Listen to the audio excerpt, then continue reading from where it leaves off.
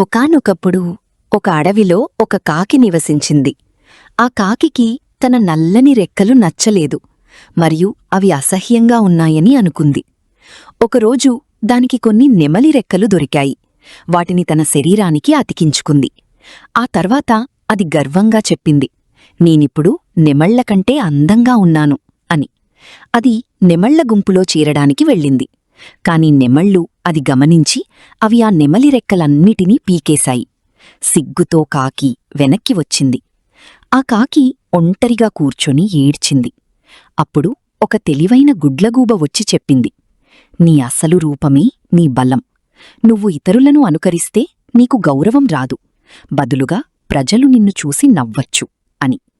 కాకి తన తప్పుని అర్థం చేసుకుంది. ఆ రోజు నుండి అది ఎప్పుడూ తనను తాను మరొకరితో పోల్చుకోలేదు. Hi everyone, welcome to Sai Academy learn English through stories. ఇది అన్నమాట తెలుగు స్టోరీ. ఇప్పుడు మనం ఈ తెలుగు స్టోరీని తెలుగు నుండి ఇంగ్లీష్లోకి ట్రాన్స్లేట్ చేద్దాం. దానికంటే ముందు ఈ వీడియో కనుక మీకు నచ్చినట్లయితే లైక్ చేయండి, మీ ఫ్రెండ్స్ అండ్ ఫ్యామిలీ మెంబర్స్ తోటి షేర్ చేసుకోండి. అంతేకాకుండా ఈ వీడియో మీకు నచ్చిందనో బాగుందనో ఇలాంటి వీడియోలు మరిన్ని కావాలనో ఏదో ఒకటి కామెంట్ సెక్షన్లో కామెంట్ చేయండి. ఎందుకంటే మీ లైక్స్ మరియు కామెంట్స్ మాకెంతగానో అవసరం, మరిన్ని వీడియోలు చేసేలాగా హెల్ప్ అవుతాయి. కాబట్టి ప్రతి ఒక్కరు కూడా వీడియోని లైక్ చేసి కామెంట్ చేస్తారని కోరుకుంటున్నాను. ఇంకెందుకు ఆలస్యం, టాపిక్లోకి వెళ్ళిపోదాం. చూడండి, ఇక్కడ ఒకానొకప్పుడు అంటున్నాం. ఒకానొకప్పుడు అంటే వన్స్ అపాన్ ఏ టైం. వన్స్ అపాన్ ఏ టైం అంటే ఒకానొకప్పుడు. ఒక అడవిలో ఒక కాకి నివసించింది. ఇక్కడ సబ్జెక్ట్ ఏంది? ఒక కాకి అనేది సబ్జెక్టు, నివసించింది అనేది వెబ్. ఇప్పుడు ఈ రెండింటిని కలిపి రాయాలి. ఒక కాకి అంటే ఏ క్రౌ, నివసించడం అంటే లివ్. ఇక్కడ నివసించింది కాబట్టి లివ్డ్ అంటే ఏ క్రౌ లివ్డ్ అంటే నివసించింది. ఎక్కడ? ఒక అడవిలో అంటున్నాం. అంటే ఇన్ ఏ ఫారెస్ట్. ఫారెస్ట్ అంటే అడవి కాబట్టి ఇన్ ఏ ఫారెస్ట్. తర్వాత ఆ కాకి తన నల్లని రెక్కలు నచ్చలేదు. ఇక్కడ మనం ఏ వాక్యాలైనా ఫస్ట్ మనం చూడాల్సింది సబ్జెక్ట్ ఏంది, వెర్బ్ ఏంది అనేది. ఇక్కడ సబ్జెక్ట్ ఏంటంటే ఆ కాకి అనేది సబ్జెక్టు, నచ్చలేదు అనేది వెర్బ్. ఈ రెండింటిని మనం కలిపి రాయాలన్నమాట. ఆ కాకి నచ్చలేదు అంటే ఇక్కడ ఆ కాకి అంటే ద క్రౌ, నచ్చలేదు అంటే డిడ్ నాట్ లైక్ అంటే డిడెంట్ లైక్ అంటే నచ్చలేదు. ఏమి నచ్చలేదు? తన నల్లని రెక్కలు. ఇక్కడ రెక్కలు అంటే ఈకలు అనుకోవచ్చు మనం, ఫెదర్స్ అనమాట. అంటే ఇట్స్ బ్లాక్ ఫెదర్స్. తన నల్లని రెక్కలు నచ్చలేదు. మరియు అంటున్నాం అంటే అండ్. ఇంకా అవి అసహ్యంగా ఉన్నాయని అనుకుంది. ఫస్ట్ ఇది రాయాలి మనం, అనుకుంది అనమాట. ఎవరు అనుకుంది? అదే ఆ కాకి. కాబట్టి అది తీసుకున్న సబ్జెక్ట్ అంటే ఇట్. ఓకే. అండ్ థింక్ అంటే అనుకోవటం, అనుకుంది కాబట్టి already thought. Okay. It thought. అది ఏమనుకుంది? అసహ్యంగా ఉన్నాయని. అంటే అవి అంటే ఇక్కడ రెక్కలు అనమాట. కాబట్టి ఇక్కడ మన రెక్కల బదులు అవి అంటే they were ugly.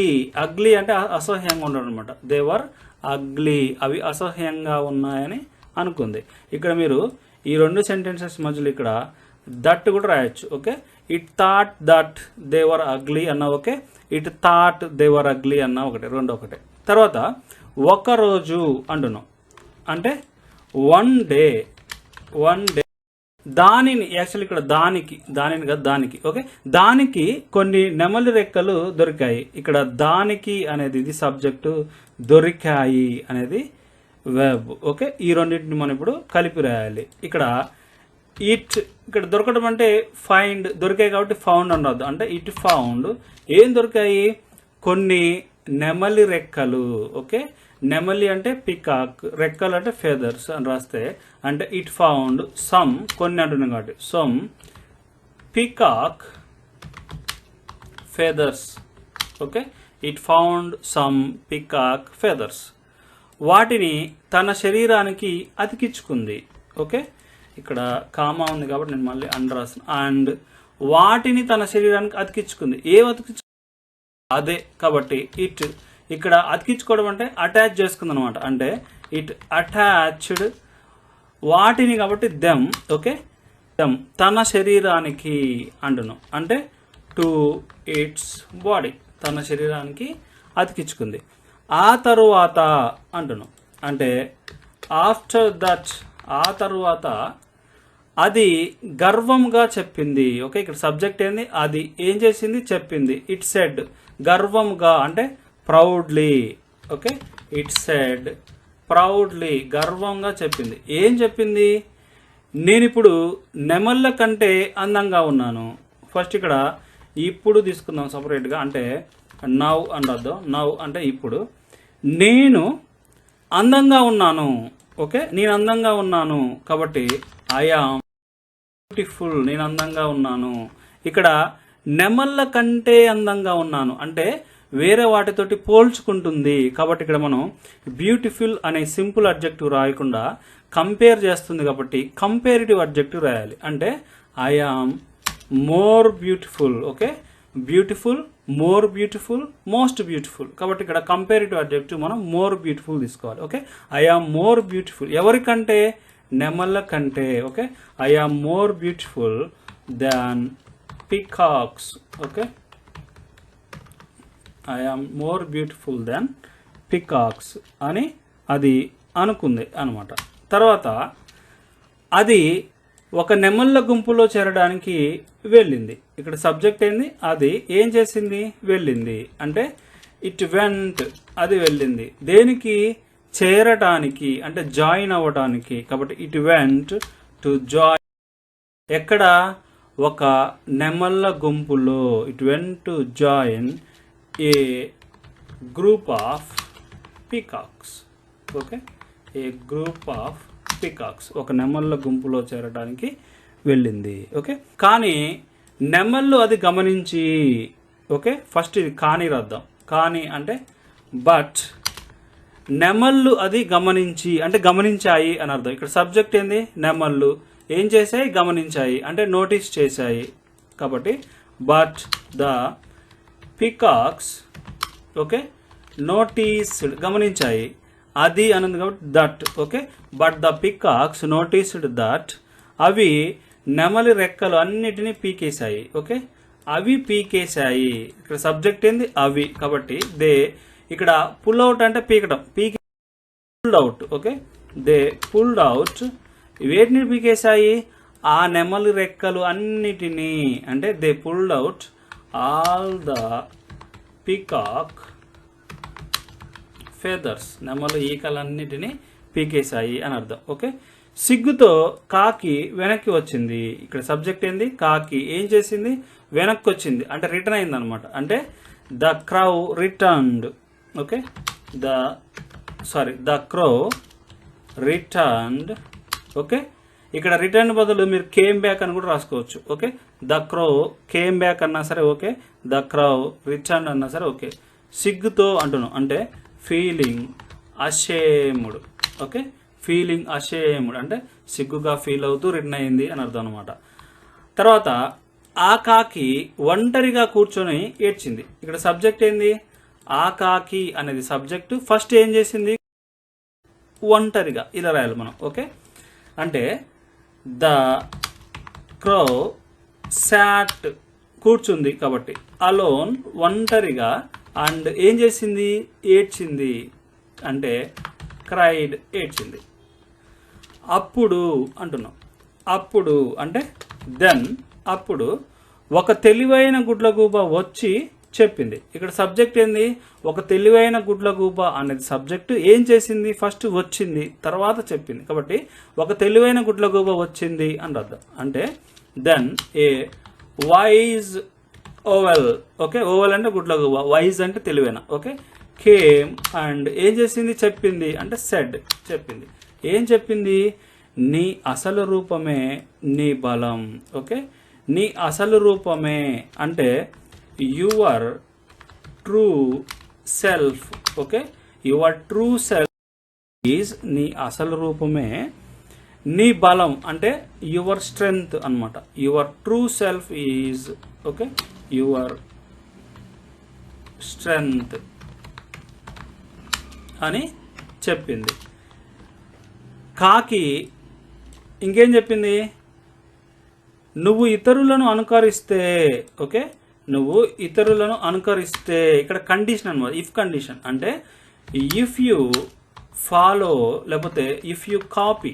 Okay, if you copy others, నువ్వు ఇతరులను కాపీ చేస్తే అంటే అనుకరిస్తే నీకు గౌరవం రాదు. అంటే you won't get, okay, respect. గౌరవం అంటే respect. Okay, you won't get respect అంటే నువ్వు గౌరవం పొందలేవు, అంటే నీకు గౌరవం రాదు ఎప్పుడు నువ్వు ఇతరులను కాపీ చేస్తే. బదులుగా అంటున్నావు అంటే ఇన్స్టెడ్ అంటే బదులుగా ప్రజలు నవ్వొచ్చు, నవ్వొచ్చు అంటున్నాం. అంటే ఒక సబ్జెక్ట్ ఏంది, ప్రజలు ఏం చేయొచ్చు, నవ్వొచ్చు. ఇక్కడ నవ్వడం అంటే లాఫ్, నవ్వొచ్చు అంటున్నా మే లాఫ్. అంటే instead people may laugh at you అంటే నిన్ను చూసి. ఓకే, ప్రజలు నిన్ను చూసి నవ్వొచ్చు అని చెప్పిందనమాట.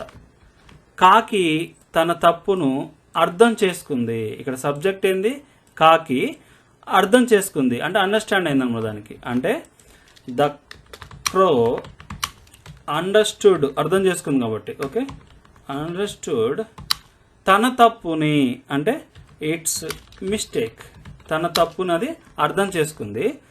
ఆ రోజు నుండి అంటున్నాం అంటే ఫ్రమ్ దట్ డే ఆన్వర్డ్స్ అంటే ఆ రోజు నుండి అది ఎప్పుడు తనను తాను మరొకరితో పోల్చుకోలేదు. ఓకే, అది పోల్చుకోలేదు అంటే కంపేర్ చేసుకోలేదు. ఇది రెండు మనం కలిపిరద్దాం. అది పోల్చుకోలేదు అంటే ఇట్ డిడ్ నాట్ కంపేర్, అది పోల్చుకోలేదు. ఇది ఎప్పుడు పోల్చుకోలేదు అంటున్నాం కాబట్టి డిడ్ నాట్ బదులు మనం డైరెక్ట్గా నెవర్ రాసేద్దాం. ఓకే, ఇట్స్ నెవర్ కంపేర్డ్ అంటే అది ఎప్పుడు పోల్చుకోలేదు. తనను తాను అంటే ఇట్ సెల్ఫ్. ఓకే, తనను తాను అంటే ఇట్ సెల్ఫ్ మరొకరితో అంటున్నాం అంటే టు అదర్స్. ఓకే, ఇది అన్నమాట స్టోరీ. ఒకసారి మనం స్టోరీ అంతటిని చూస్తే చూడండి. ఇక్కడ వన్స్ అపాన్ ఏ టైమ్, ఒకానొకప్పుడు a crow lived in a forest, ఒక అడవిలో ఒక కాకి నివసించింది. The crow did not like its black feathers అంటే ఆ కాకి తన నల్లటి రెక్కలు నచ్చలేదు. అండ్ మరియు దేవర్ అగ్లీ అవి అసహ్యంగా ఉన్నాయని అనుకుంది.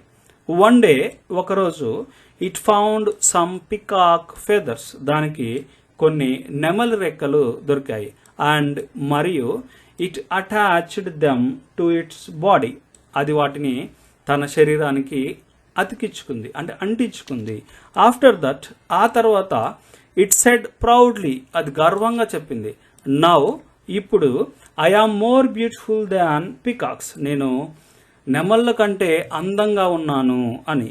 It went to join a group of peacocks, అది ఒక నెమలలో ఉన్నటువంటి గుంపులో చేరడానికి వెళ్ళింది. బట్ కానీ ద పికాక్స్ నోటీస్డ్ దట్, ఆ నెమలులు అది గమనించాయి.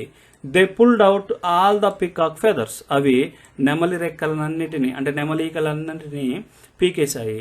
ద క్రో రిటర్న్ అషేమ్డ్, ఆ కాకి సిగ్గుతోటి తిరిగి వచ్చేసింది. The crow sat alone and cried, ఆ కాకి ఒంటరిగా కూర్చొని ఏడ్చింది. దెన్ అప్పుడు a wise owl came and said, ఒక తెలివైన గుడ్లగూబ వచ్చి చెప్పింది. Your true self is your strength, నీ నిజమైన రూపమే అంటే నీ నిజమైన గుణమే నీ బలం అని. ఇఫ్ యు కాపీ అదర్స్, నువ్వు ఇతరులను కాపీ చేస్తే, నువ్వు ఇతరులను అనుకరిస్తే, యు వోంట్ గెట్ రెస్పెక్ట్, నువ్వు మర్యాద పొందలేవు. ఇన్స్టెడ్ బదులుగా people may laugh at you, ప్రజలు నేను చూసి నవ్వచ్చు అని. ద క్రౌ అండర్స్టూడ్ ఇట్స్ మిస్టేక్, ఆ కాకి తన తప్పును తెలుసుకుంది. ఫ్రమ్ దట్ డే ఆన్వర్డ్స్, ఆ రోజు నుండి it never compared it self to others, అది ఎప్పుడూ ఇతరులతో తనని పోల్చుకోలేదు. ఇది అన్నమాట స్టోరీ. ఈ స్టోరీ మీ అందరికీ నచ్చింది అనుకుంటున్నాను. ఈ వీడియో కనుక మీకు నచ్చితే లైక్ చేయండి, మీ ఫ్రెండ్స్ తోటి షేర్ చేసుకోండి.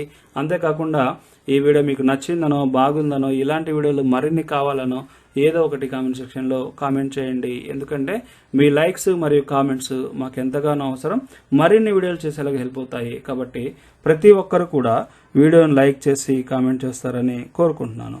Thank you very much for watching Sai academy.